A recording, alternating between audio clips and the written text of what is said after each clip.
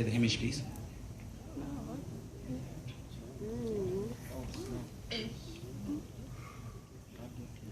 Body sits in tranquil space, awaiting the feathering flight of a butterfly, but somehow that flight became a wing, plucked from itself, gyrating to spin and move the spiraling point. Didn't it become life itself, but merely its own beginning?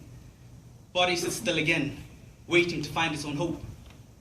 Memory banks become river banks, hoping the memory becomes itself again, but the cerebellum seeks its own logic, so we still can't seem to stand still. The logic seems to be stuck within itself, but somehow the hippocampus becomes the camping point of a memory. Still in frame, stretched nerve endings, hands stretched out, trying to find the pinnacle point, but somehow the mind exists here. Capture the stretch and look down, but somehow the viewpoint becomes a viewing point from the ancient sky, hoping to find that fabric called land. But somehow this flickering hope becomes a moment where you realize that the hand is merely bionic.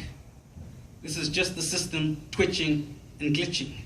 This is not the mind, but a body trapped and locked within the space, hoping to find the other side. But somehow, as electric impulses signal nerve endings, the brain begins to function again, unleashing an ancient pose, but somehow that movement is still structured. Chosen upon a keystroke, but somehow that wasn't meant to be.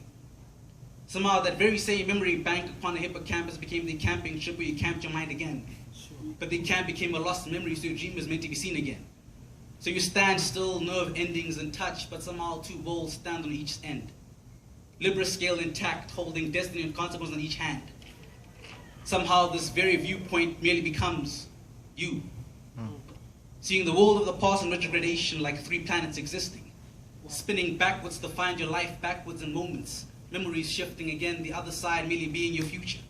Waiting. The impulse of a heartbeat, seeking it. But somehow even within that very spoken moment, you become a simple ending, flickering with hope. The impulse leads to hands moving again. You trickle and find your mind existing again. That existence simply becomes the system trying to complement or replicate what you thought was the mind. What?